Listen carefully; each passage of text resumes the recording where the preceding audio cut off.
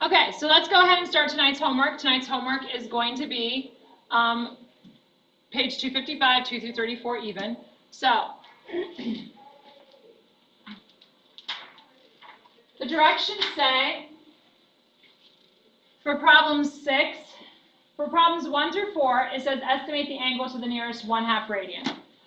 What that means is I want you to be really using this page right here, okay? That is what I want you to be really looking at. And what do I mean by that? Well, if you go ahead and you look on page 249, you can literally kind of fold it over, like I'm doing here, to be able to have an estimation about what you need. So it's right there in your textbook that you can fold that over and be able to determine a little bit easier. But all it's wanting to do is to estimate the angle to the nearest 1/2 radian. So like 1/2 radian, 1 radian, 1.5 radian, 2 radian, 2.5 radian, 3, 3.5, and so forth, okay? Then for 5 through 8, it says determine the quadrant in which each angle lies. So if I'm determining the quadrant, what that means is it wants to know 1, 2, 3, or 4 quadrant. So, very first thing you need to do is you need to say, okay, is this a positive or negative quadrant or angle? It's a negative angle, which means I'm going to have 0 starting here at the top, and I'm going to go and look at my denominator now, and that's 9. So that means this is negative 9 pi over 9, making this negative 18 pi over 9 whenever I go all the way around. Negative angle means it's going clockwise, okay? So, this means that I have 9 full pieces in the bottom and 9 full pieces in the top. I want the entire bottom with 2 more slices from the top. This is an example of negative 11 pi over 9, okay? I only want 2 out of the 18 slices of the top, okay? Out of the total 18 pizza. 2.25, all right? Decimals. So here's 0, here's pi over 2, here's 3 pi over 2, and here's going to be 2 pi. Now we already talked about this. We have to transfer all of these into decimals. Pi is 3.14, pi over 2 is 1.57, 2 pi is 6.28, and this one down here is 4.71. Yes, you have to memorize them. Where does 2.25 fall? Well, that's going to be in quadrant 2, so therefore it's a quadrant 2 angle. Okay? Going on to the next one, for number 10, the directions say sketch each angle in standard position. So if I'm sketching this, I have to go ahead and have my axis there. I'm in standard position, so that means my initial side is on my positive x-axis. And then I'm going to say, hey, it's a negative angle. And my denominator is a 4, so that means I'm going to have 4 slices in the bottom, that's negative. And then I'm going to have 4 more slices on top to give me 8 pi over 4, which is the same thing as 0 over here, okay? So we're starting at 0 and we're opening up. I want all 4 slices at the bottom, and then I want 3 more at the top. So here, I want your brain to see this. Here's 1, 2, 3, 4, 5, 6, 7.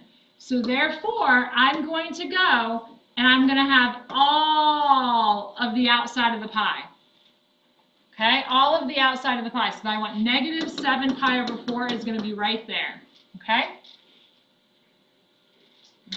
Now, curiosity gets me on this. I can't pull it out. It's okay. All right, next, negative 3. Negative 3. There's my axis. Okay, here's 0. Here is a negative pi. Here is going to be negative 3 pi over 2. And here's negative 2 pi. I forgot my negative pi over 2. Okay? We still have to go ahead and transfer these into 2 decimals. So this is going to be negative 1.57, negative 3.14, negative 4.71, and negative 2.8628, negative 6.28. Okay, so standard form puts me here. And I want to go all the way to negative 3. So that means I want all of the bottom except for how much? The 0.4 I do not want. And there is going to be your standard position. Next, 16, the directions say determine two coterminal angles in a radian measure, one positive and one negative for each angle. When you see the word coterminal, all you are doing is adding plus or minus 360 or plus or minus 2 pi. Okay? So, in this case, I'm going to take 3 pi over 4 and I'm going to add 2 pi. And I'm going to take 3 pi over 4 and I'm going to subtract 2 pi. So if I'm adding it, 2 pi is going to turn into 4 times 2 is 8.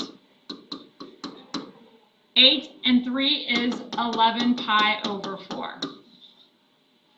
2 pi over is going to turn into minus 8 pi over 4. So 3 pi minus 8 pi is going to be negative 5 pi over 4. Okay? Next. Well, maybe. Control G. Making this a little bit smaller for me so that I can move it a little bit, have more room. Okay, same thing over here. So I'm going to have 5 pi over 6 plus 2 pi. Well, 2 times 6 is going to be 12 pi over 6. So I'm going to have 5 pi plus 12 pi, which is going to be 17 pi over 6. Okay? Same thing, 5 pi over 6 minus 2 pi. That's going to be 5 pi over 6 minus the 12 pi over 6 to give me negative 7 pi over 6. So that is the positive coterminal and negative coterminal angles. Okay? That brings us to our next batch of instructions. Find the complement and the supplement, if possible, of the angle. So, complement means I'm taking 90 minus pi over 12. 90 is the same thing as pi over 2. Okay? Now, if you want to use your calculator, you can use your calculator if you want to. You would literally just type in 1 divided by 2 minus 1 divided by 12. And you would keep pi as like a variable to give you 5 over 12 pi. Okay?